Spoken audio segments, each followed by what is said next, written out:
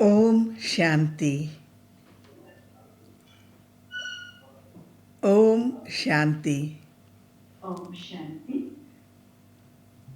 I am very happy to be connected with you, and I'm very happy to meet you through this program. Brothers and sisters, the topic given to me by you is very interesting. Love is law. Previously, we used to look at these two things as two different departments, love and law. But today, we are going to see that love is also law. What is love? It is an inner journey. It is an inside story. And what is law? It's an outside story. So one inner, one outer. Now today we are going to see how this inner journey has also some law in it, because where there is love, there is law. Another word for law is discipline, do's or don'ts. So love is law. And my brothers and sisters, human love is very temporary. It may be sincere, it may be from the heart, it may be real, but still it is temporary because it is for one life. Whomever we love in this life, we forget in the next life. So what is human love? Temporary. Now let me just relate to you a short story about human love. Okay? There was a king, a very rich king with a very big kingdom, and he had 2 wives. They were very happy. The 2 queens were very happy with the king. The king was very happy with the 2 queens. The people of the kingdom, they were prosperous, they were happy with their king and their queens. So a very happy story. Now there is another kingdom next to this king's kingdom, and that kingdom is small compared to this one. This one is happy, prosperous, everything beautiful. And the other kingdom is not so rich, not so well-to-do, not so big. And the king in that country, he was very jealous of this king. So what he did was, he presented a diamond necklace. He presented a diamond necklace to this big king as a sign of respect. What did he do? He gave a diamond necklace as a sign of friendship, respect, obedience. The smaller king gave to the bigger king. Now what did this king do? He had 2 wives and 1 diamond necklace. He was well-to-do. He can make another one similar to the one that he was given. But the 2 queens, they couldn't wait to possess that diamond necklace. So there was friction between the two queens. And the king, who loved them both, he saw them not happy, jealous of each other, fighting, and he lost his peace. What did he do? He had no peace. He didn't rule the kingdom well. The people became dissatisfied. There was chaos in the kingdom. And the other king, he was waiting for his chance. He came and conquered this kingdom when there was chaos in the kingdom, all because of one diamond necklace. You see, when there is love or attachment to anything without gyan, love without gyan is attachment. So even though the king was rich and everybody was happy, they had no gyan. Now what does gyan teach us? Gyan teaches us love, forgiveness. Gyan teaches us to fill the soul that is empty. An empty soul will cling to outside people, will cling to outside things. Like the two queens, they were so attached to that diamond necklace.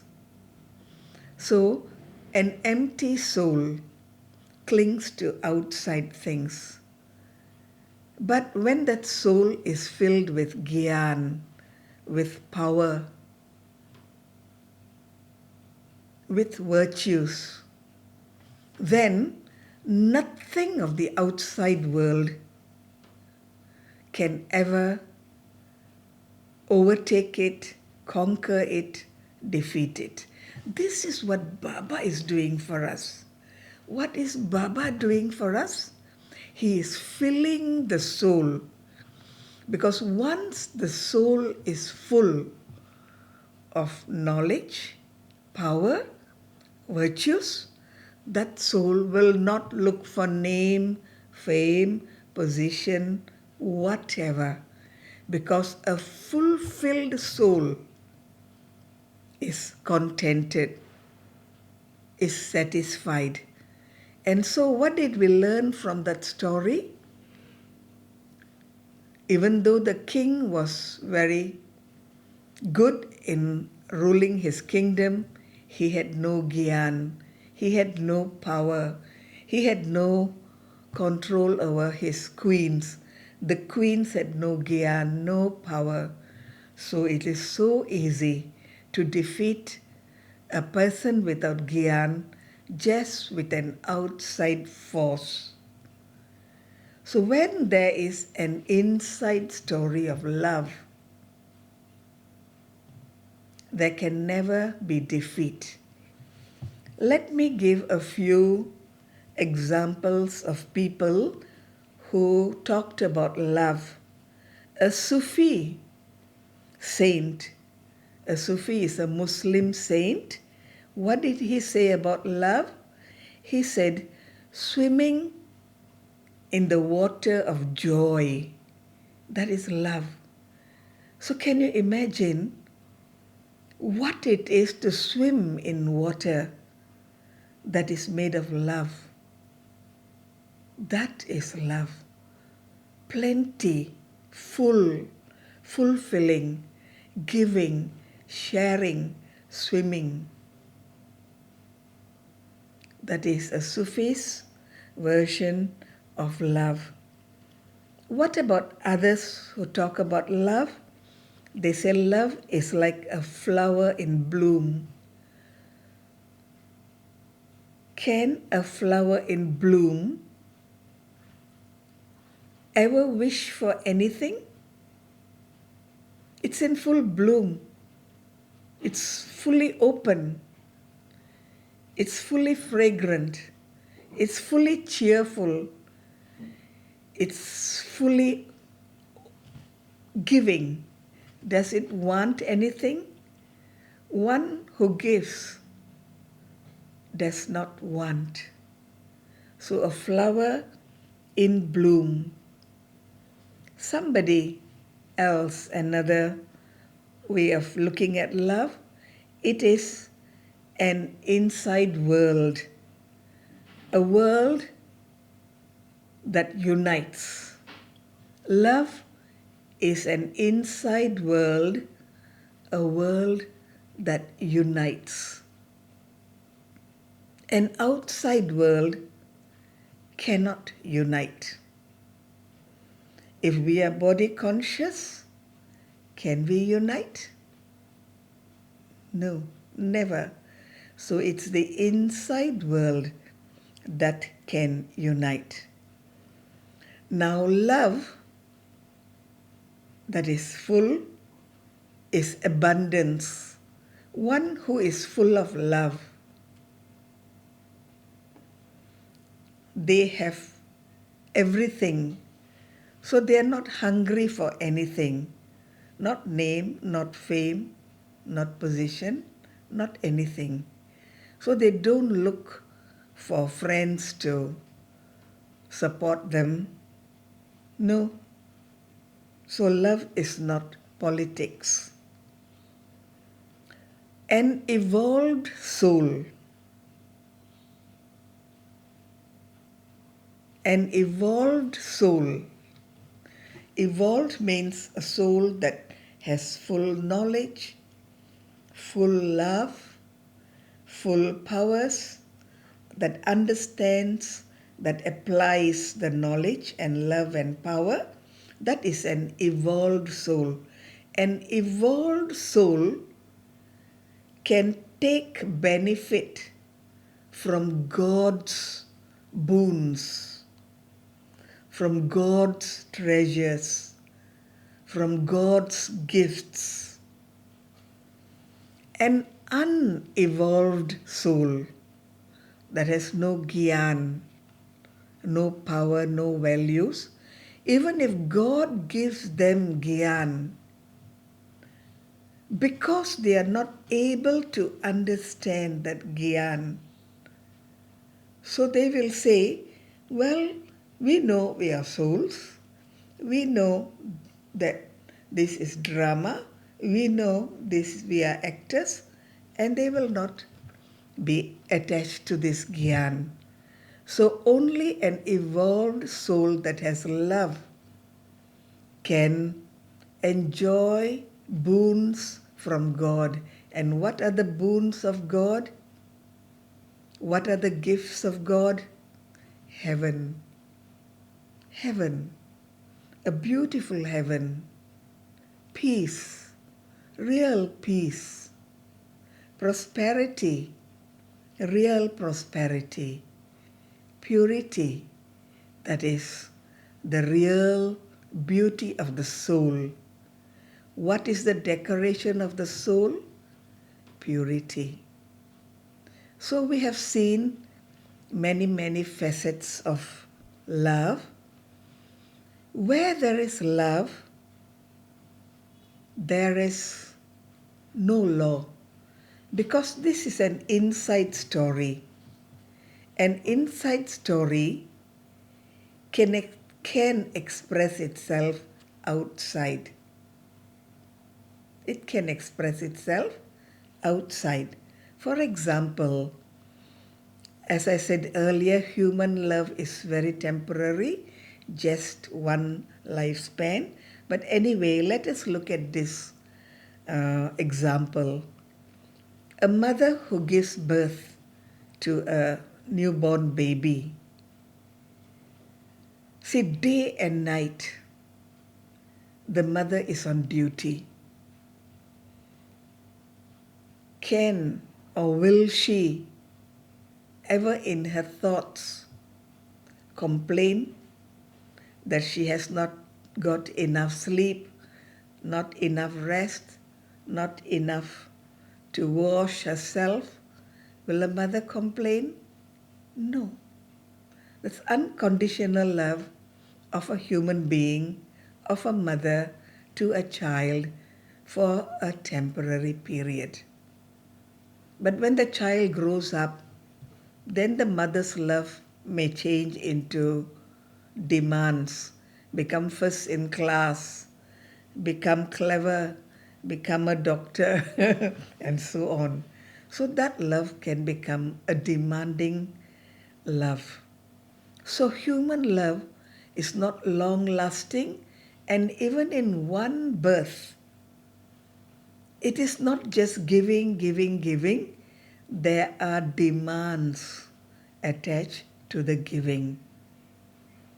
Now, where is law coming into the picture? Where is law? So, where there is love, this mother was ready to serve the baby day and night. There was no law. But when the child was going to school, then the law began to appear and said, you must become number one.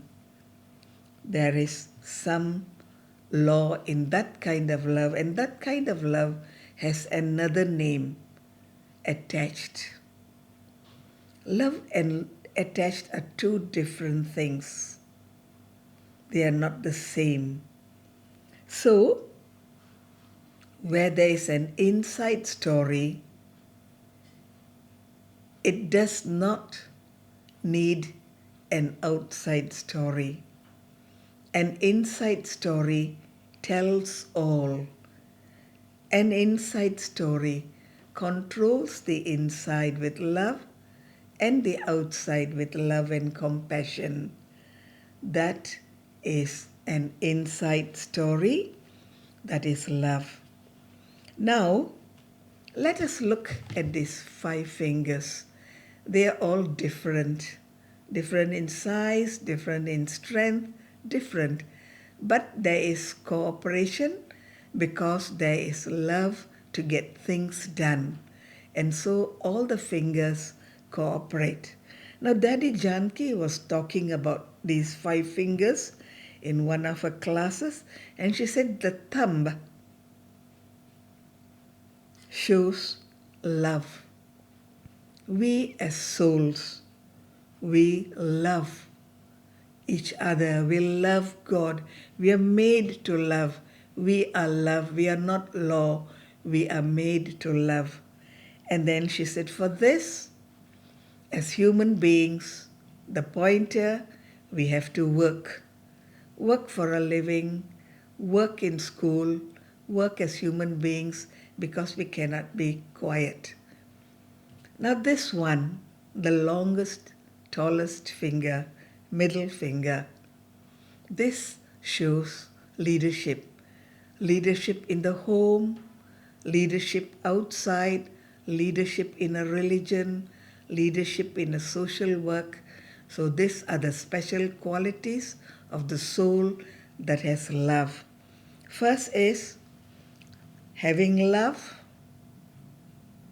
working, showing whatever skills that you have, and the ring finger is a sign of weak souls. So where there is love, there is cooperation for weak souls. That's a sign of love.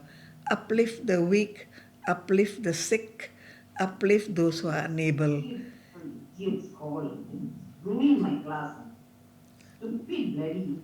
There is love in the for the weak ones, for the sick ones, for those who are unable. So love, Irritating, you idiot people. love, and then there is work, there are skills, we help the poor, and the last one, do not forget to love yourself. So all this is love. Expressing ourselves is love. Loving the self is love. Helping the weak is love. Showing your skills is love. Working is love. Love is everything. Now, I would like to share another story of love. There was this holy man, a saint. Yeah? A holy man, a saint. So he had some students, some disciples, and then the first disciple, he came to this guru and he said, Guruji, love is God. Love is God. And the guru said, you are right. The second disciple came and he said, Guru, God is love. Not love is God, but God is love. And the guru said, you are right. Love is God is right. God is love is right. And then the third one said, how can both be right? Love is love and God is God. Why? You say both are right, Guru, which one is right? And the Guru replied, you are also right. So, in love, there is no punishment, no have to, must, no force. The Guru loves everybody, and that was each one's churning. Each one's churning. One says, love is God. Okay, that's according to his understanding, his acceptance. The other one said, God is love. Yes, his understanding, his acceptance. Third one says, why? Well, good, you are questioning, you are also right. So, love has no, what shall I say? It doesn't say no to anybody. It just brings everybody inside. So it is inclusive. It's inclusive. So love is inclusive. So this is the story of the disciple. You are right, you are right, you are right. What does Baba do to us? Does Baba ever say, you are not true, you are not real, you are just pretending, you are not this? No. Whatever it is, you are sweet. Love. So only God's love, only God's love is unconditional. It is permanent. Now, why do I say permanent? Brothers and sisters, in golden age, we have a stock of good karma, sukarma. And so we love each other. We are nice to everybody. We love everybody from the heart. It's true love, it's real love. But our stock of accumulated karma in our accounts, our karmic accounts, that slowly reduces. So as the account of good karma reduces, our love also becomes less. So even in golden age, I cannot say that they are all the time full. They are coming down. But the love for God is somewhere hidden in the soul. The love for God is somewhere hidden in the soul, and that emerges in the copper age. So in the copper age, there is a longing to find that love, that eternal love, that undying love, that undying support that is unconditional, that is uplifting, that is forgiving, that is helping the soul to rise from fall. That love of God takes us into bhakti. We talk about bhakti, we talk about praying, we talk about religion. And what is religion? The search for the true love, the everlasting love. So in the soul, deep down in the soul, there is a longing for this soul love, not a bodily love. And in the confluence age, when we meet God, God, Shiv Baba, doesn't say, get up in the morning. He doesn't say, you must eat only sattvic food. He doesn't say you must wear white. He doesn't say you mustn't get married. But he tells us knowledge that helps us to make our own laws. His love helps us to create law in our life according to His knowledge, His wisdom, His upliftment of us. But He doesn't say, oh, you eat meat, so I will not give you any more knowledge. He gives and gives and gives. This is God's love.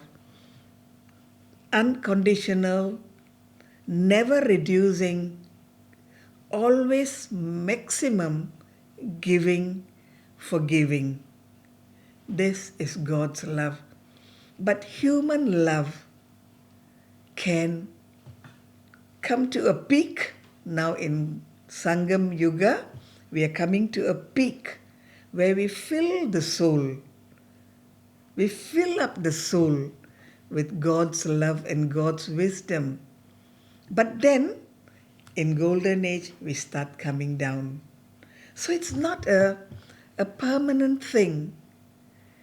It's a fluctuating thing.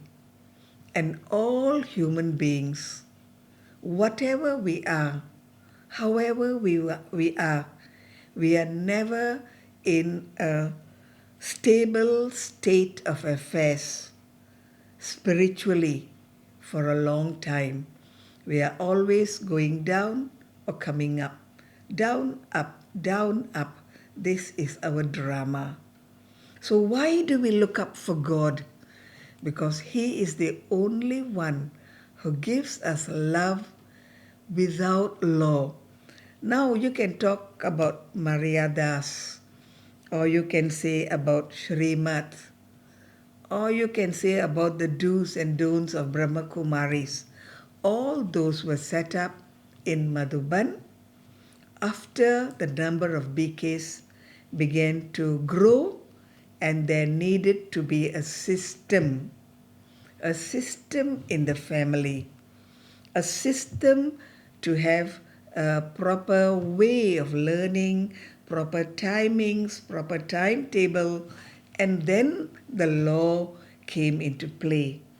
But when you ask the original jewels, the Adi Ratans, the first souls, they were not told about all these things. They just experienced love. There was no law because of the love. And the love from the soul love, they just surrendered. Just gave themselves up. What are they doing? Why are they giving up? How are they giving up? None of these laws were ever told to them. That love from the everlasting, the ever-flowing love of God, the soul love, made them surrender. So it is such a pure love. Now, when we look at human beings And then we have taken so much knowledge. We have taken so much knowledge from Baba. And then when we learn about knowledge, gyan, power, and then when we ask any BK, what is love? They will tell you all these names, so many names. Can you see? Cooperate, nurture, care, give, appreciate, kind, forgive, share, acknowledge, empower, any what? Encourage, respect, help, accept, compassion. These are human values, and we have them only when we have God's love. God's love enables these things to be born in our soul, to take birth in our soul, to grow in our soul. So this is God's love. So the love from the Supreme Soul to the souls, that love can grow into all these. But here, when you look at all this, there is no law. There is no law. Nurturing, no law. Cooperate, no law. Appreciate, no law. So, in love, there is already an overflowing giving. And so, there is only love. And if you want the word law, in that love, there is a very insignificant kind of law which is not manifest, which is not emerged. So this is love. You can see, and there are many more words. These are just some of the words. Now, what is not love? What is not love? Some of these words I've taken from Mike George, but many of them are from Baba's knowledge. What is not love? Can you see what is not love? Maybe you can read a few of these. I shall read also for you. Love is not desire. I love my daughter, but I have desire to hold her. I have desire to possess her. I have desire to own her. So that kind of human love is very limited. Again, dependency. Because I'm educated, I have a good education, I feel I'm okay. But my physical education is only for one birth. It's not soul dependence. It's just a physical dependence. So only God's love is soul sustaining. Like a seed, it helps the seed to grow into a tree. Now, all of this is not love to possess. If I'm successful, I love myself. No, that success is separate from love. Same thing goes to lust, pretending, stimulation, and all these things. They are not love. They are just human feelings. So when God comes, He fills the soul with such love. You don't need law. And this love expresses in so many ways, as I've shown you before, in so many ways. And we human beings, we express them in these ways. But God's love is undying, unending, everlasting, limitless. That's why we have this deep thirst to have a relationship with God. It's an inner relationship. It's a soul relationship. It's a soul hunger that is satisfied when you come near God. The soul feels protected. The soul feels secure. The soul does not need to be given any laws.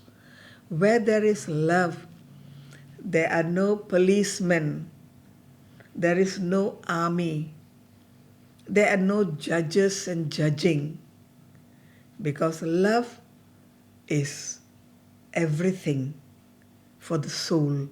It fulfills the needs of the soul. What are, again, human beings, yeah? What are the signs in human beings? Because I cannot bring in God, because God is unending, limitless ocean that you cannot ever express in words. But some of the signs of people who love God and who are friends with God, partnership with God, working with God, talking to God, listening to God, some of their signs. What are some of the signs? They are close to the Supreme. They don't look for name and fame. They are intoxicated. They have no doubts. They are generous without any conditions. They are humble. They have no waste. They have no questions. They are surrendered, no desires, and they do service. So you see, when God comes, service is automatic. It's love expressed in the outer world. It's love that we show God how beautiful He is, how lovely He is, how kind He is, and how much He loves us. Because we can't think with our limited thoughts the kind of love that God has. It is not easy, believe me, to imagine the immensity of God's love. It is just unimaginable. It is unimaginable love. The patience.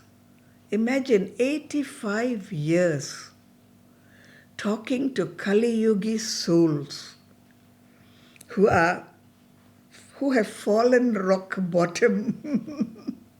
We have fallen rock bottom. And He calls us sweet. Daily for 85 years.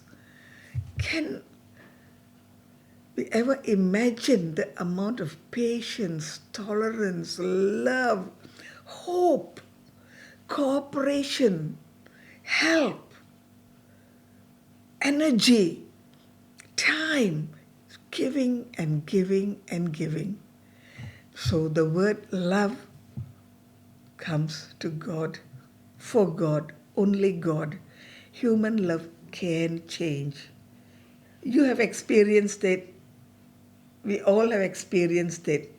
Human love can be very high, it can get low, it can fluctuate, it can do many things, because human beings are human beings. We are subject to entropy. We are not permanent. So this word love is a verb. Perbuatan. Kasih itu perbuatan. Kasih. Love is a verb. And love is also a noun. For example, verb, I love God. I remember God. And then noun, my love for God is everlasting. Noun. Adjective, I have a loving relationship with God. So love can be used in so many ways because it is the language of the soul. a loving soul, God, the ocean of love. Even one drop of love from the ocean of love, people say, fulfills all my heart's desires. One drop, satu tetes kasih dari Tuhan, one drop of love from God satisfies this soul, and I will die peacefully. People have said this in bhakti. People have said this. So can you imagine how many drops has an ocean? Countable? Uncountable. So even to think of God as the embodiment of love is mind-boggling. Mind-boggling. Cannot imagine the amount of love that God gives. And what does that love give us? The fallen soul gets up, the sleeping soul awakens, the dirty soul becomes clean, the ignorant soul becomes knowledgeable, the ugly soul becomes beautiful, the uneducated soul becomes educated, the sick soul becomes healthy. Wow, just love. It gives everything. It is soul love. It has nothing to do with the physical world. So love is an inside story for the evolved soul. Because the soul that has more and more of this love, it appreciates the boons. When whatever God gives is called boons. Yeah? I don't know the Indonesian word for boons. So boons given by God. Hadiah. Yeah, I can only think of hadiah given by God. That is so precious. It uplifts. It gives a life. And that is why God is given the name Praneshwar, the one who gives life. How does he give life? He gives life through knowledge, Gyaneswar. And what does that Gyan teach us? Yoga, Yogeshwar. So you see, God is everything. We think we are yogis. We think we are Gyanis. Yeah, we think we are helping some souls to get a new life. But who is giving all of this? It's only the one God who does not teach law, who just gives love unconditionally. Unconditional love is the love of God. So it's love is a journey of the soul to God. Love is a journey of the soul going inwards. Love is a journey from the invisible to the invisible. Love is a journey from the unseen to the unseen. Love is a journey of the alone to the alone. How beautiful is that?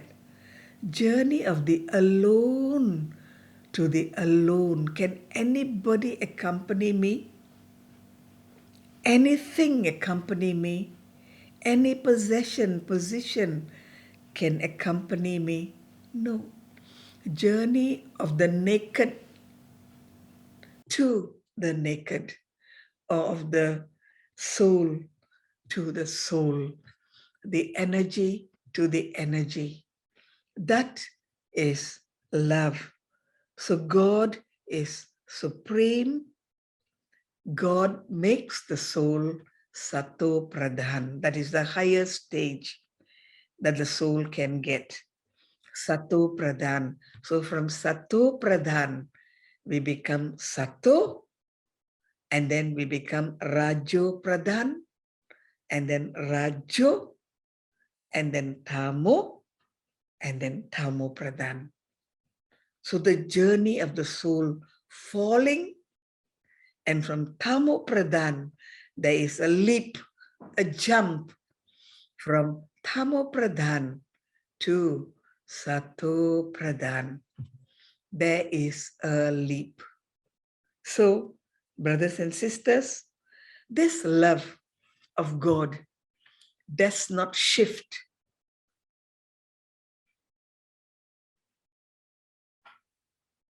This love of God does not shift.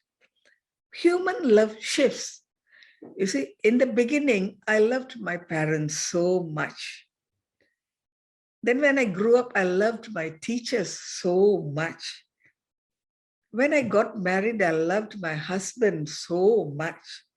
When I had children, I loved them so much. And now I love Baba so much.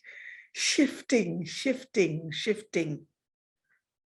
God's love only focuses on the soul. And this soul love has no law. Because it is soul love, we don't need law. There is, as I told you, surrender. Korban, yeah? Surrender. Sacrifice. And then there is awakening. And then there is the giving. These just come like that. Where is the law?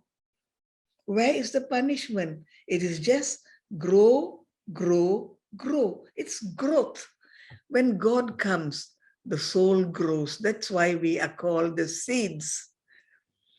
If we are good seeds, we grow into big trees, beautiful trees, fruitful trees, trees full of flowers. God's love helps us to grow. So this is an inner journey, the alone to the alone, the unseen to the unseen, the invisible to the invisible. So we grow. So we are not blind. We are not blind. Who is blind? The one who has no third eye is blind. Now, what are some of the diseases of the soul? Some diseases of the soul that stops us. We want to learn.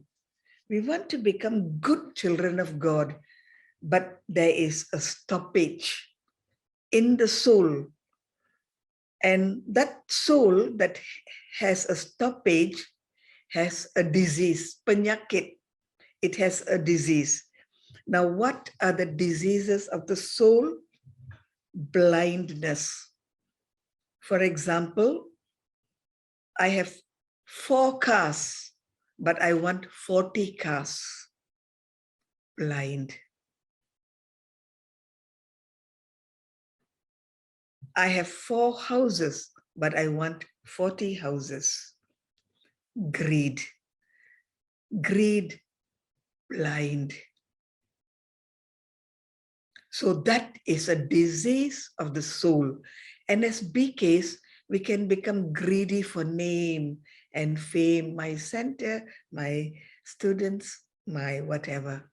We can. So that is also a blindness, a disease of the soul.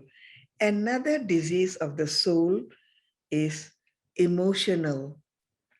We get engrossed in emotions. For example, I've lost my parents. So I've lost my lifeline. I've lost something. I cannot become the same again. So again, this is emotional. So once the parents go, and this person may be 50 years or 70 years, but because his father and mother are no more, he can become emotionally unrestful.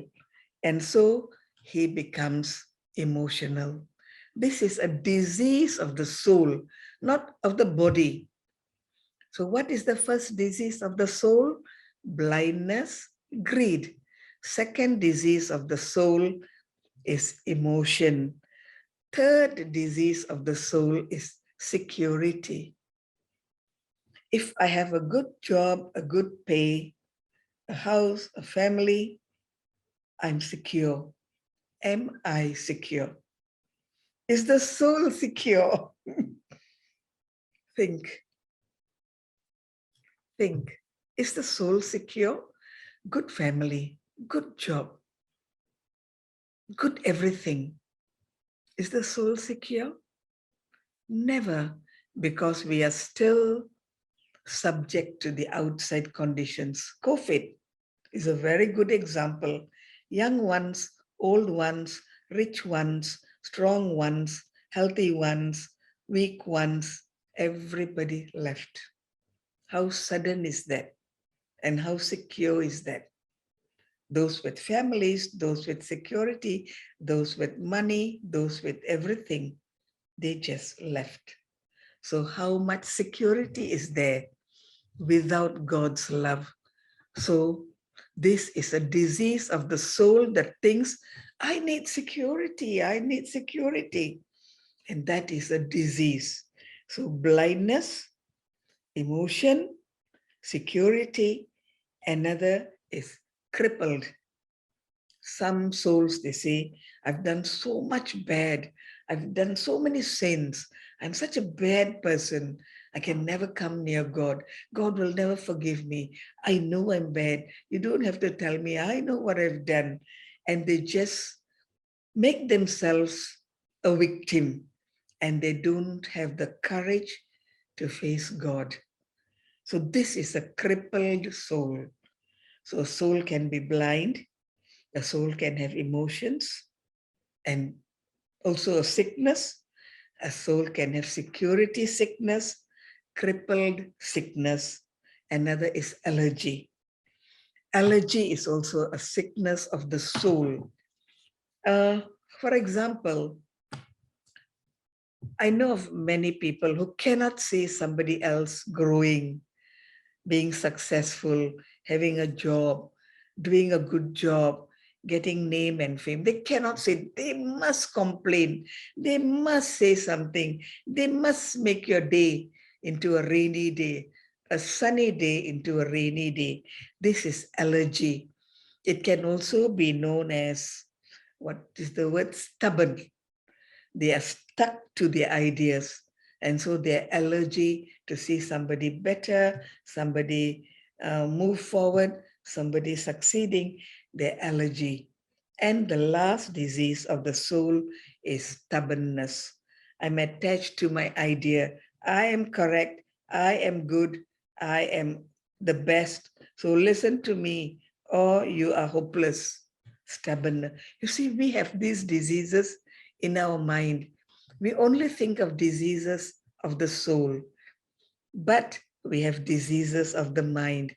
What are they? Blindness, emotion, security, crippled, chat, yeah? And then allergy and stubbornness. If we have this, we cannot experience the rain of love from God. We cannot experience the rain of love from God. And so we cannot become good clouds to go and rain on a barren land. We cannot make the land green because we are not taking enough from God to give enough to a sick world. We are not taking enough from God to give to sick people. So we have to take everything. And so God says, use me, use me, use me, use me. Pakai saya. God says, use me. And so in the 69 Murlis, I just picked up a little bit on love. Love comes with power. Love without power is useless. And power without love is dangerous. So love comes with power, not with law. There's no law. I didn't talk about law anywhere. So in love, there is an unspoken law which we adhere to voluntarily. Baba also talks about loveful drishti. So the soul expresses its love through its vision, through its drishti. A soul that has love has humility, love, surrender. 69 Murlis. A soul has an instrument consciousness, it's ever ready, and it has a clear, clean intellect. So love is everything. There is no law. So love is all. There is no law. And what love are we talking about? We are talking about soul love, God's love, and inner story. An inner story that has a happy ending. Thank you so much. If you have any questions or we end here, I leave it to you. Thank you so much. These are some of my thoughts on love is law. And thank you for giving me this chance. Om Shanti.